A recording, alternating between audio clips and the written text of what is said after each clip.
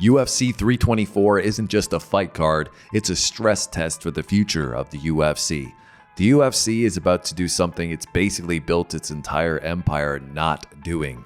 On January 24th, UFC 324 goes live from Las Vegas, and in the United States, it won't be a pay-per-view. No $79.99 button, no split it with your friends, no praying your stream doesn't lag in round 5. And that sounds like great news for fans, right?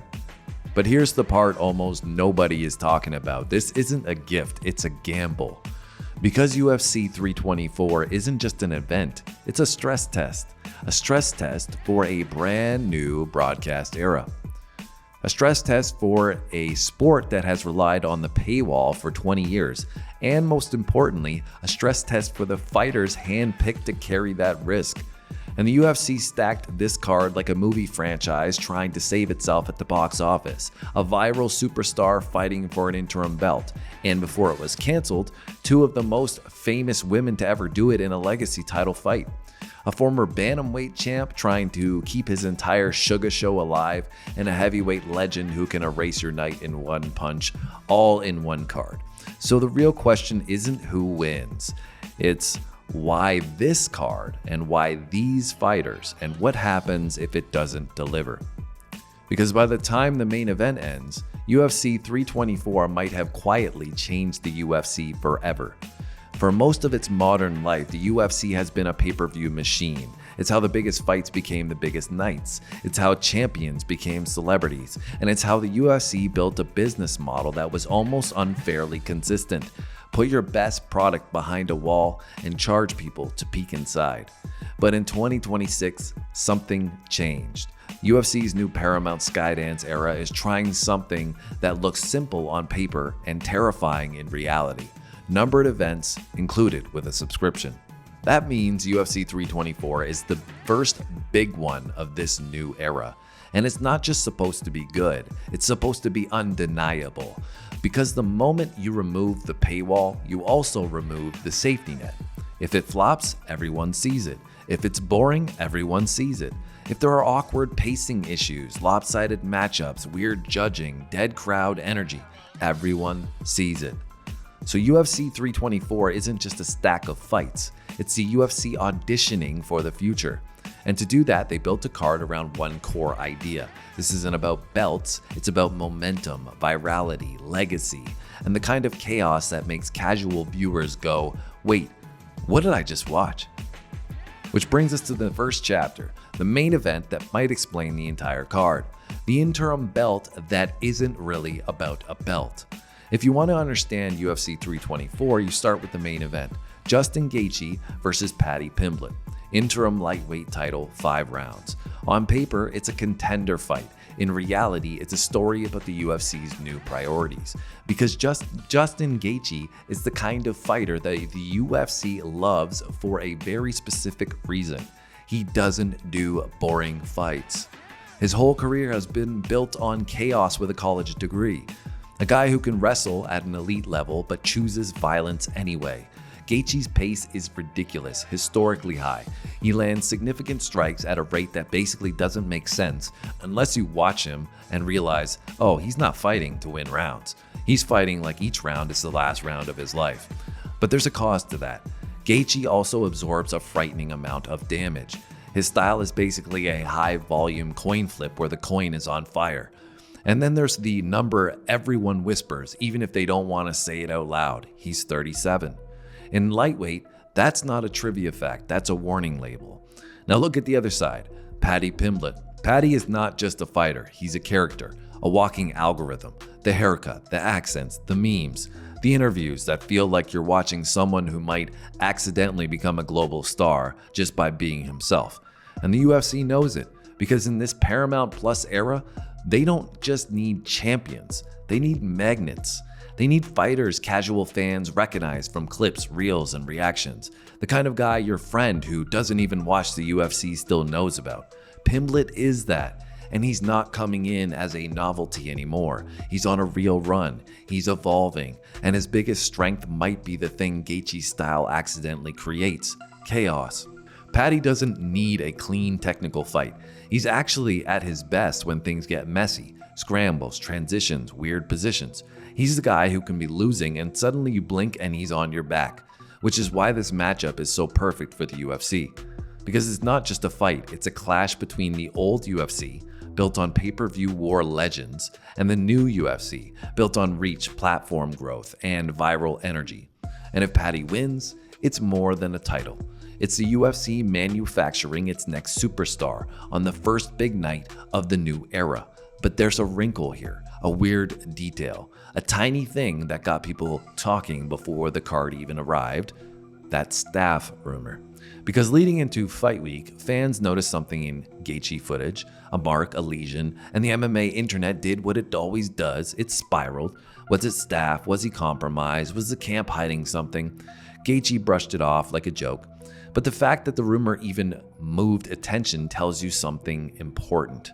In this new era, the fight isn't just in the cage, it's in the timeline. And that makes Gaethje versus Pimblett the perfect main event for a streaming first UFC. High violence potential, high narrative heat, and enough uncertainty to keep everybody watching.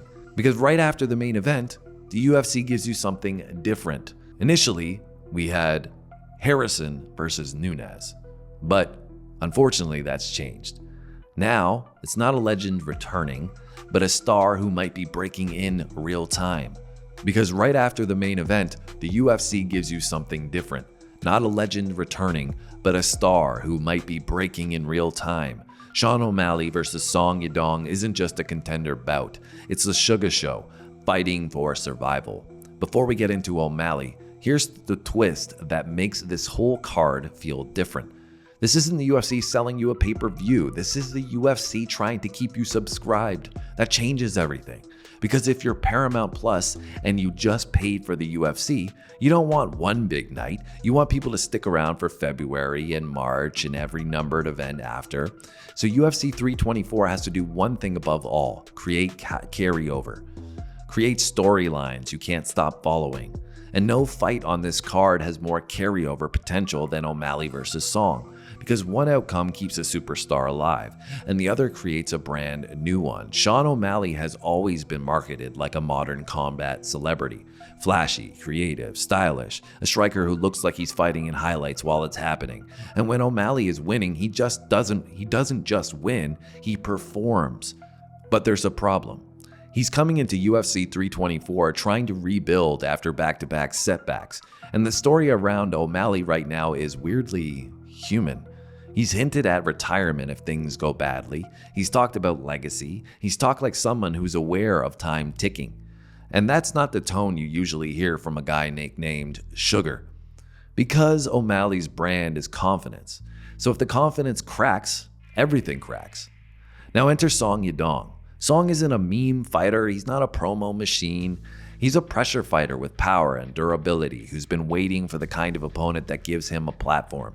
And here's what makes this matchup so tense. It's geometry. O'Malley has a huge reach advantage, a long sniping style built to punish people coming forward. Song is the opposite. Shorter reach, compact power, and the kind of forward pressure that tries to turn a sniper into a brawler. If O'Malley controls distance, he looks like a genius. If Song gets inside, O'Malley gets dragged into a fight he can't style his way out of. And what makes Song dangerous is that he doesn't need to win every second. He needs one exchange. Song has shown he can hang with elite strikers. He's tough, and he's willing to take risks. So if the UFC is essentially placing O'Malley into a fight where he has to prove he's not just a highlight guy, he's not just the product of a perfect moment, he's a real top contender. And again, for a streaming era debut, this makes perfect sense because this isn't a fight that ends quietly. Either O'Malley wins and becomes relevant again, or Song wins and becomes a brand new star with a giant scalp. But after that tension, the UFC flips the vibe entirely because next, they give you the most dangerous type of fight in MMA, a heavyweight fight where one guy wins by doing everything right and the other guy wins by doing one thing wrong. Because when Derek Lewis is on the card, you're never watching a normal fight, you're watching a countdown. And Waldo Cortes-Acosta's entire job is to survive the moment Derek Lewis decides to detonate. Heavyweight MMA is the purest form of randomness the UFC has. and Derek Lewis is basically heavyweight randomness in human form. He doesn't need volume, he doesn't need rounds, he doesn't need a plan that looks good on paper, he just needs you to be human for half a second. One lazy jab, one clinch entry with your hands low, one moment where you think, I'm clearly winning, and then it's over. Derek Lewis has made a career out of erasing the script. Now the UFC matched him with Waldo Cortes-Acosta, and Waldo is everything Lewis isn't. High pace, technical kickboxing, consistent output, the kind of fighter who wins by slowly stacking minutes. He's also been incredibly active. That matters because activity means rhythm, timing, and confidence. But here's the trap. At heavyweight, activity can also mean you've been hit a lot. And the more often you fight, the more likely you have one bad moment. Which is why the UFC loves booking Derek Lewis in exactly this kind of matchup. Because Lewis is the viral finish machine. If Lewis lands one bomb on a streaming debut card, that clip goes everywhere. But if Waldo wins, the UFC also gets something valuable, a new ranked heavyweight who looks like the future. Again, notice the pattern? This card is designed so either outcome is useful. Now, while heavyweight gives you that chaos, the UFC also added something else, a fight that hardcore fans are already calling a guaranteed banger. Arnold Allen versus Gene Silva. Allen is a defensive technician, the guy who quietly fought elite opponents and stayed in the mix. Silva is the momentum fighter, the chaotic finisher, part of a team that has its own cult following. This fight exists for a reason. It delivers pace, it delivers violence, and it likely ends with a moment that sells the next segment of the broadcast. And that's really what UFC 324 is, not just fights, but a sequence of attention spikes, which brings us to the undercard, where the UFC quietly did something borderline insane. They booked one of the most lopsided betting matchups you'll see in modern UFC history, and it involves Nurmagomedov. Because if you think the main card is the UFC trying to entertain casual fans, the prelims are the UFC trying to create the next inevitable contender. And one fight in particular feels like the UFC saying, this guy is next, even if you're not ready for him. Let's talk about the undercard as what it really is, a factory. Because UFC 324 isn't just presenting stars, it's manufacturing storylines. The clearest example of that is Umar versus Figgy. Umar is a Nurmagomedov, so immediately fans assume dominant wrestling, suffocating control, inevitability, and the odds reflect it.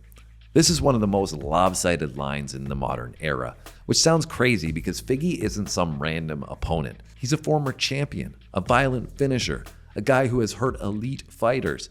But the UFC is telling you, through this booking, Figgy is the name and Umar is the future. This is how the UFC builds the next contender in a streaming era. Because if Umar dominates a former champ on a massive stage, you don't need a pay-per-view to sell him. The clip sells itself. And then there's Natalia Silva versus Rose Namajunas, another future versus legacy setup. Rose is one of the most skilled women to ever do it, but her career has been unpredictable. Sometimes she looks unstoppable. Sometimes she looks like she's not even sure she wants to be there. Natalia Silva is the opposite: momentum, physicality, relentless pace. So the UFC is asking, does Rose still have it? Or is this the moment a new contender takes her spot?